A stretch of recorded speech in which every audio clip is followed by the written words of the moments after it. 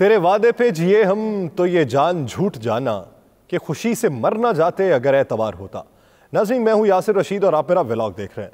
पाकिस्तानी सियासत के अंदर रियासत और मुशक्क़तें फिर से माजी करीब वाली दोहराई जा रही हैं। ये इन वजूहात की बुनियाद पर दोहराई जा रही हैं कि पाकिस्तान तहरीक इंसाफ का जो पॉपुलरिटी का ग्राफ था, जो 29% के ऊपर था, वो रजीम चेंज ऑपरेशन के बाद वो 79% के ऊपर किस तरीके से चला गया, इसके ऊपर बहुत सोच विचार हुई। PDM में शामिल इत्तेहादी जमातों ने सोच विचार की, बिलखुसूस पाकिस्तान मुस्लिम लीग नून ने लंदन में बैठ के इस पर सोच विचार की है। वहाँ पे बड़े दिमागों को इकट्ठा किया गया और वो इस नतीजे पर पहुंचे कि जब पाकिस्तान तहरीक इंसाफ का दौरे हुकूमत था तो तब हमारी अपोजिशन मजबूत किन वजूहात की बुनियाद पे हो रही थी। हमने एंटी इस्टेब्लिशमेंट नैरेटिव अपनाया था और उसी वजह से हमारी पॉपुलैरिटी में इजाफा हो रहा था। पाकिस्तान तहरीक इंसाफ की मकबूलियत का ग्राफ कम होता जा रहा था। फिर बाद में जब हम मुसल्लत हो गए इक़्तिदार के ऊपर तो पाकिस्तान तहरीक इंसाफ ने एंटी इस्टेब्लिशमेंट बयानिया अपनाया और वो 29% से 79% पे जाके बैठ गई। अब हमें दोबारा से अगर अवाम में जाना है, हम मईशत को बहाल नहीं कर सकते और हमें जो माशी आशारिये हैं वो बेहतरी की तरफ गामजन होते दिखाई नहीं दे रहे, तो उसके लिए हमें अपने बयानिए में तब्दीली लाने की ज़रूरत है। कल ही खबरें ये गर्दिश कर रही थी कि पाकिस्तान मुस्लिम लीग नून जो है ये 5 अफराद के ऊपर ज़्यादा तवज्जो रखेगी, उनको क्रिटिसाइज़ करेगी, तनकीद का निशाना इस तरीके से बनाएगी कि इन्हीं 5 अफराद की वजह से मुल्क मुआशी बहरान का शिकार हुआ, इन्हीं 5 अफराद की वजह से मुल्क की तरक्की पे फुल स्टॉप लगा और इन्हीं 5 अफराद की वजह से पाकिस्तान मुस्लिम लीग नून के ताहयात कायद नवाज शरीफ साहब को नाअहल किया गया और उन्हें मुल्क बदर कर दिया गया।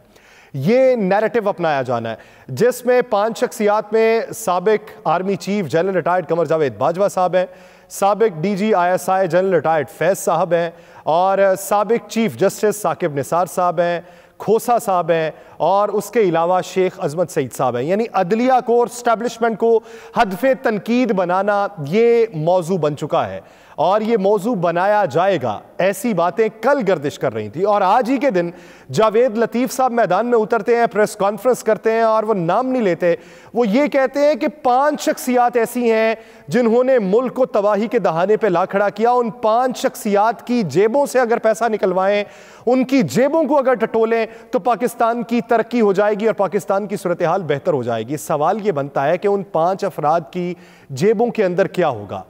आसिफ अली जरदारी साहब की जेब के अंदर क्या कुछ नहीं है, वो खाली है। मियाँ मोहम्मद नवाज शरीफ साहब की जेब के अंदर कुछ नहीं है, खाली है।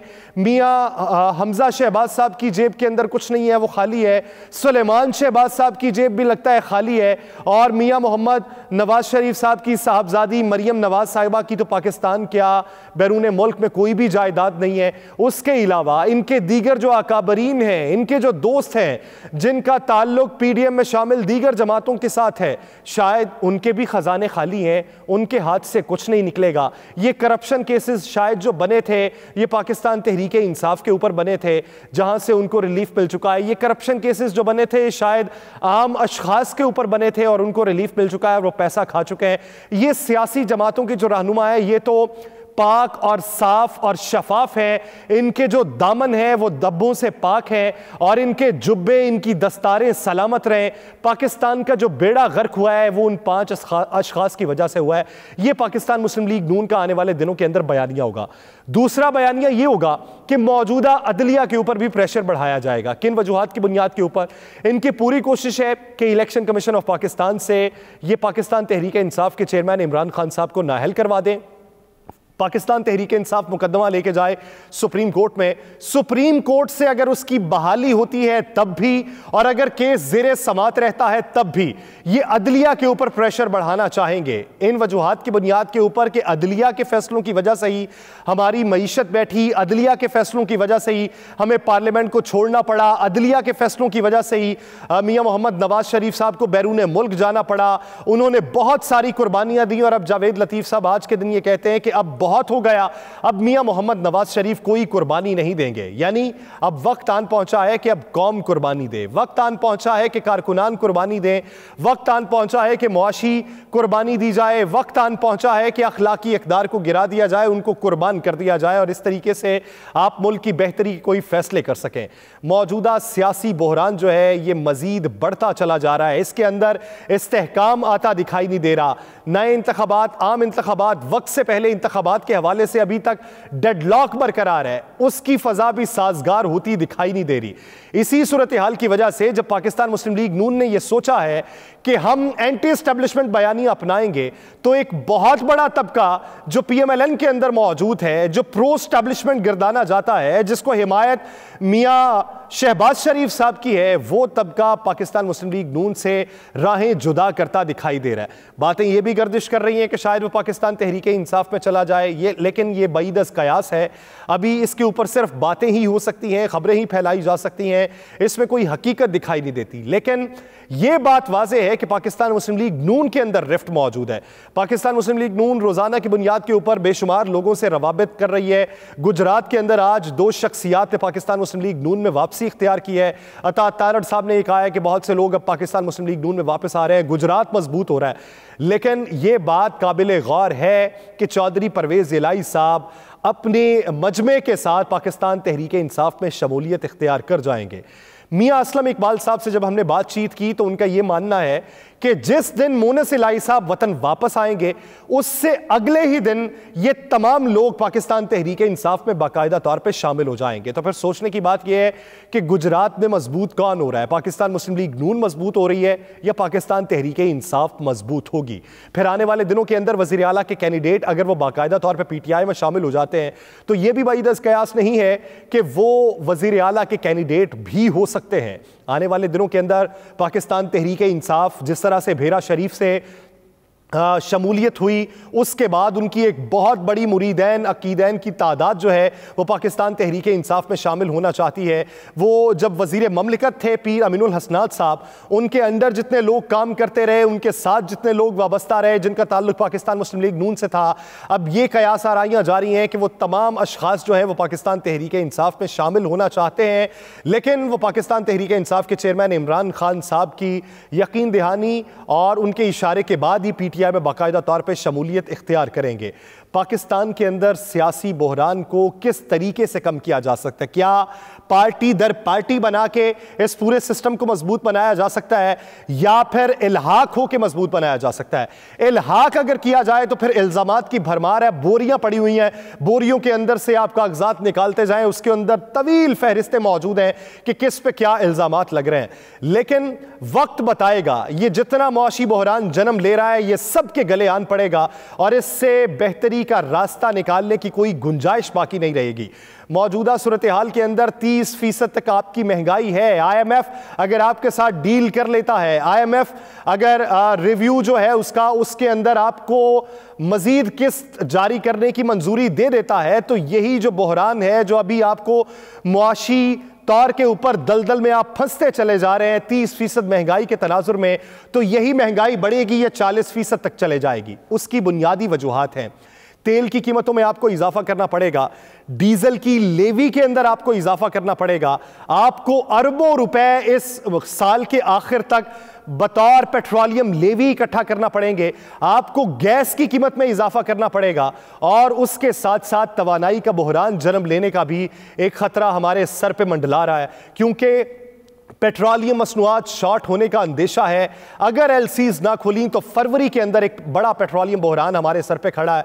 अगर हमने LCs को ना खोला तो धागे का बहरान हमारे सर के ऊपर है। LCs को ना खोला गया, सोयाबीन के मसाइल हैं। LCs को ना खोला गया तो उसके अलावा दीगर मसाइल हैं, टेक्सटाइल की इंडस्ट्री से वाबस्ता, सरिया की इंडस्ट्री से वाबस्ता, हमारी तामीरात की इंडस्ट्री से वाबस्ता बहुत से मसाइल हैं जो LCs की वजह से इस वक्त फंसे हुए हैं। इसी वजह से कराची चेंबर ऑफ कॉमर्स ने गवर्नर स्टेट बैंक के सामने अपनी चाबियां रख दी कि हमने अपने चेंबर को ताला लगा दिया है, हम तो घर जा रहे हैं, आप मईशत संभाल सकते हैं तो संभाल लें, हमारे तो हाथ में कोई चारा नहीं है। लोगों की आंखों से आंसू रवा हो चुके थे।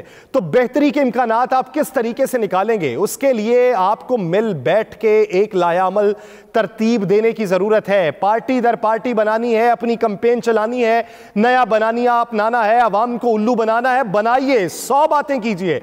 लेकिन इस हुकूमत में रहते हुए आपको अगर हुक्मरानी बरकरार रखनी है, हक के हुक्मरानी को जताना है, तो उसके लिए इकदाम तो करना पड़ेंगे। बरसर इक़्तिदार आप दोबारा भी आ गए, मान लिया खजाना खाली हुआ, तो आवाम को किस तरीके से राम करेंगे, मईशत के निज़ाम को किस तरीके से चलाएंगे, बैनुल अक़वामी सतह के ऊपर रवाबित किस तरीके से बनाएंगे, यह सबसे बड़ा चैलेंज आपके सामने होगा। अब बातें यह हैं कि गैस बंद करने की धमकी दे दी है। किसने? बलूचिस्तान हुकूमत ने। बलूचिस्तान हुकूमत कहती है NFC अवार्ड की मद में आपने बलूचिस्तान हुकूमत को उसका हिस्सा फराहम नहीं किया, जिसकी बदौलत हम अपने तमाम सरकारी मुलाजमीन को तनख्वाहें देने के लिए परेशान बैठे हैं कि उन्हें तनख्वाहें कहां से दें। तनख्वाहें देने के लिए बजट ही मौजूद नहीं है। अगर वफाकी हुकूमत ने बजट मंजूर ना किया तो बलूचिस्तान से जो गैस पंजाब को जाती है वो गैस को बंद कर दिया जाएगा। यह एक बहुत बड़ी धमकी है और उनके सूबाई वजीर ने यह धमकी दी है। अगर वो इस पर अमल दरामद करते हैं तो फिर वफाकी हुकूमत के पास क्या जवाब बाकी रहता है मईशत के निज़ाम को चलाने का? फिर क्या जवाब बाकी रहता है इन बयानात को दोहराने का कि पाकिस्तान डिफॉल्ट नहीं हो सकता, यह सिर्फ मुखालिफिन का एक प्रोपेगेंडा है?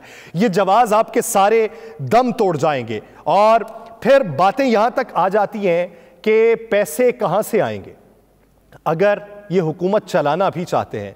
जिस तरह तर्जुमान PDM हाफिज हमदुल्ला साहब ने यह बात कर दी कि मुल्की माशी बहरान जो इस वक्त पैदा हो चुका है, मुद्दत की तकमील के बाद भी 6 महीने हम हुकूमत को इल्तवा दे सकते हैं मुआशी इस्तेहकाम के लिए।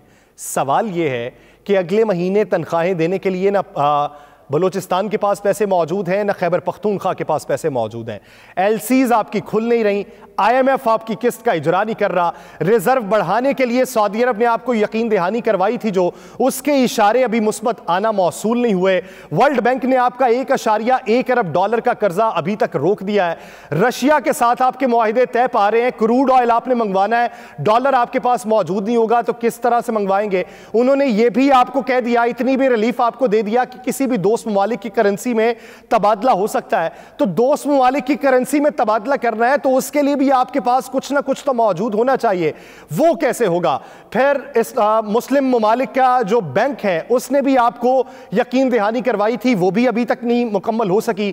3 साल का वो दौरानिया है, जिस 3 साल के दौरानिए के अंदर आपको $10 अरब मौसूल होना है, वो आपको मौसूल नहीं होगा। उससे पहले आपकी हुकूमत आपके मुआशी बहरान और मुआशी हिजानी कैफियत की वजह से गिर जाएगी।